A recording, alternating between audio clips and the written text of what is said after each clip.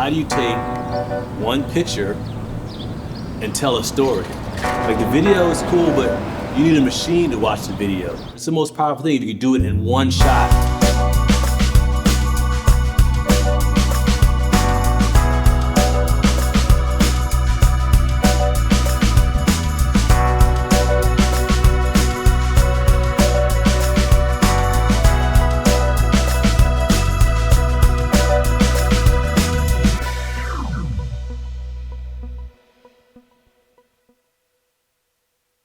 I collect a lot of stuff to really talk about, blackness and, a lot of black collectible stuff, a lot of history. So see this ad here. So this is Newport. See the couples getting married on a motorcycle. But look at the black. See? They're not married, They don't promote marriage. For them, they promote marriage. For us, it's just dating. Little things, in the world that we see, you don't realize it's happening to us, in our brain tells what to think and do. I kept this magazine for a long time because this is what I always say about people photograph black people. So you look at this cover, you got wedding, family portrait, kid with his dog, man posing, crying. It's not like it's a negative shot of someone doing something, negative, but it's why this shot, it's the woman's crying, it's black and white, it doesn't always show the power position, the power in the community. It shows weakness. Not that it doesn't belong here, but no one else here is weak, but her. And when I photograph somebody, I'm trying to find the power, the beauty and the power who they are. I can't find it out there. I created it myself. Steven is so many things. He's an artist, he's a photographer. He's trained as a photographer because that's what his technical medium is, but his artistry goes far beyond image making. Steven as a photographer now is someone who has a vision and a body of work that the art world isn't necessarily ready to digest and interpret. It isn't prepared. When I first started, I had no money, which is why I shot black and white. Not that I shot in color anyways, but I had enough money to eat, buy some film, and shoot. I remember I was at the corner of 9th and F Street, and I went to this place called Penny Camera, bought a pack of film. I was going to take these black and white pictures in Polaroid. So my first picture I took of this girl, she was rushing on the bus and it came out and she looked at it and gave it back to me. I was like, this is not gonna work. But I was with a friend of mine, I said, Steve, don't give up, don't give up. So I killed the black and white when I got color Polaroids, and then I was charging like $3 or $5 per picture. So every time I got the money, I buy another pack of film. And I would just sit in the corner right at 9th and F Street and take people's pictures.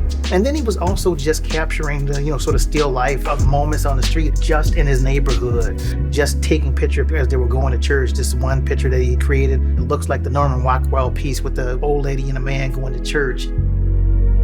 Little kids playing, shooting hoops in the milk crate. There's just a lot of images that he just created that they will have some value now, but at the time, he was just shooting his world. He captures the depth and essence of Black people, the dignity, the honor, and glorifying Black images, as opposed to negative, sensationalistic portrayals of Black people. One of my favorite images is of this Black boy, and he has his own medal, and he has his chin thrown up. Those photographs mean self-empowerment, and somehow he's able to capture that moment where most people don't see that. I was always taking pictures, and then I had a friend of mine who worked at the Smithsonian from college. She said they were looking for a photographer down at the museum, which is a pre-African American museum. It was the one they built to get ready for the one they have now. And so there's a lady there named Deborah Willis. She hired me to take some photographs of 4 artist professors.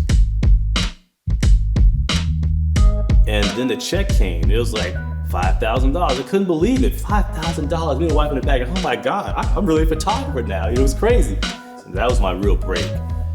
So then they hired me for 1 year. When I first got there, I was like, man, this is not for me. One of the things in the back of my mind was if I go to the Smithsonian, people finally recognize me as a photographer. Before I was this Steven who takes pictures. So it validated me. And my first photo shoot for them, they had this show called Collector's Passion. This is right after 9/11, so the New York Times came down to visit all the museums in the Smithsonian in the area, and I shot this photograph of all these collections of these people's stuff. And they wanted to use my photograph for the front page of the art section of the New York Times. So I was like, damn, this brother can shoot. I felt like I was bringing a more artistic look to Smithsonian photography. The museum was getting a lot of press, a lot of photographs put out there from my work. I stayed there for 7 years. I traveled for them. I went all over the country photographing Black communities. We were doing this one thing called Black Celebrations all around the country. I wanted to show the power, the beauty of this Black community. I always felt like we weren't really portrayed in the right way.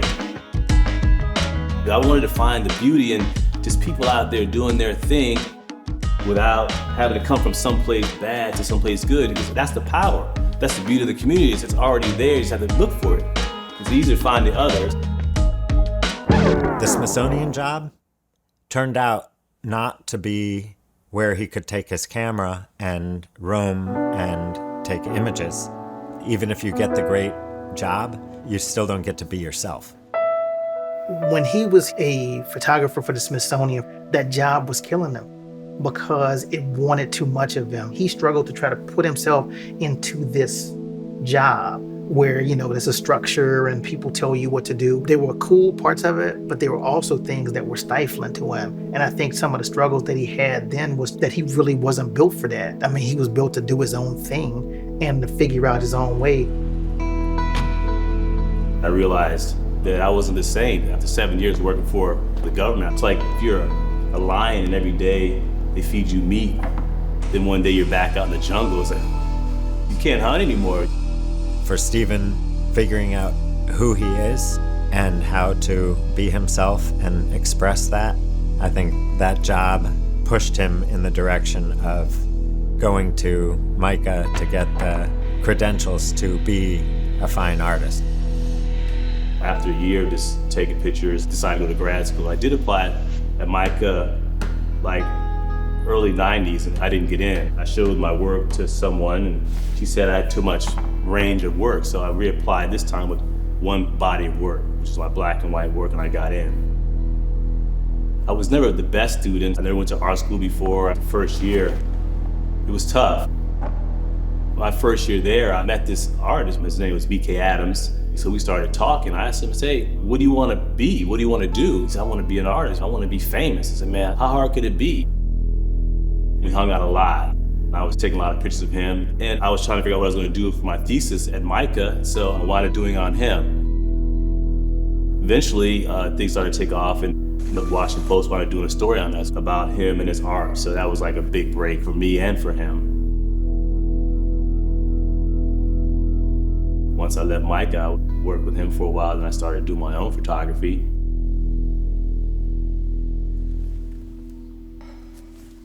I got pictures of my kids in here, everything's all mixed together. So I'll just sometimes in the morning I come up here and just go through different negatives. Like this is a cool shot right here. So here's a picture I took of this guy. I don't remember his name. I have his obituary though, but he was the only witness in the Emmett Till murder. And they did a documentary on Emmett Till at the Hirshhorn, and I took this really cool photograph of him, Yeah, so this is different stuff. So all these are all my negatives. There's crazy amounts of negatives. Crazy. Some I haven't really quite cut up yet. Oh, this is Obama's inauguration. Yeah, Obama's inauguration. This is like when I really kind of stopped taking pictures. After this, I figured Black president was a good place to stop. The photographs that he takes of like the everyday community, I think are beautiful. I mean, it's almost like a Black Norman Rockwell.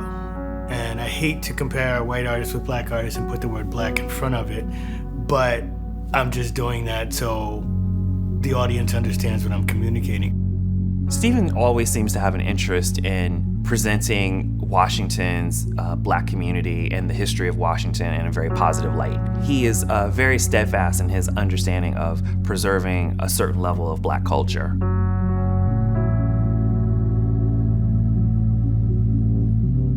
My Chocolate City Rest in Peace project. When I came to DC, my first thing was I couldn't believe the city looked like this. It looked like Baltimore does now. There was a lot of abandoned houses, a lot of crime. It was rough.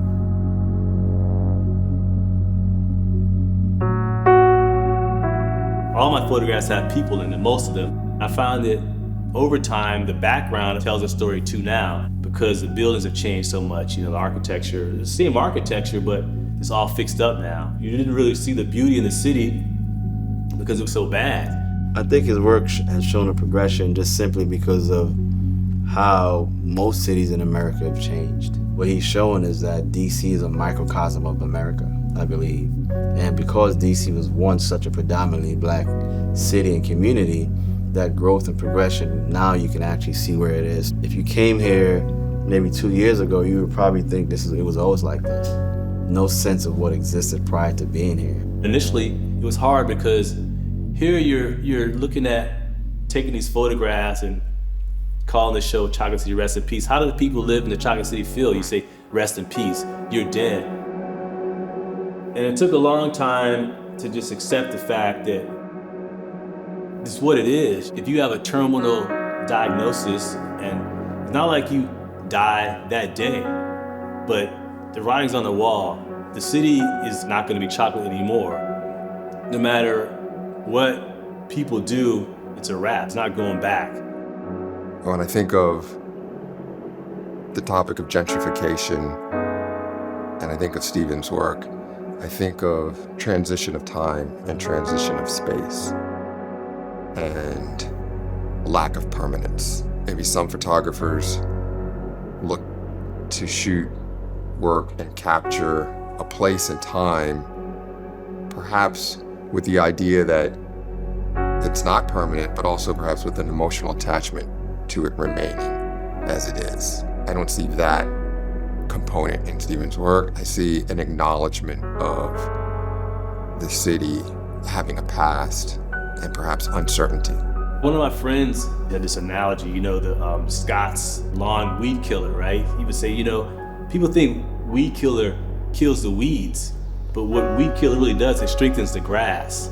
So I started thinking, because in my neighborhood, a lot of people have left, a lot of people stayed too. So if you were weed, when it got strengthened, you got squeezed out. If you were grass, you could stay. So that's kind of how I look at it, it's not, a lot of people needed to go. They were bad for the neighborhood, so that's how I see it, unfortunately, but it's a better neighborhood that now a lot of those problem people are gone. So his analogy to the weed eater, I get it, but sometimes we have to realize that we're the weed.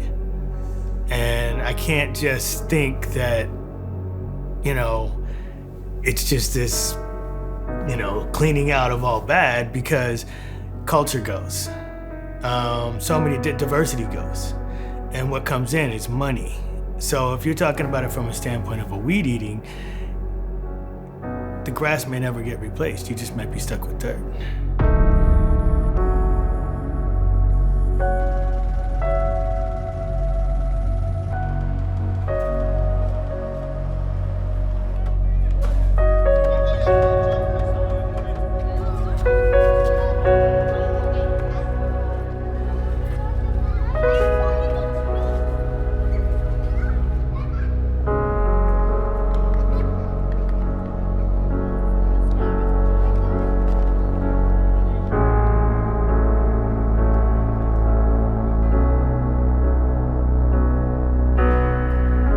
When a photo is art, it will survive as a distinct artifact of Chocolate City.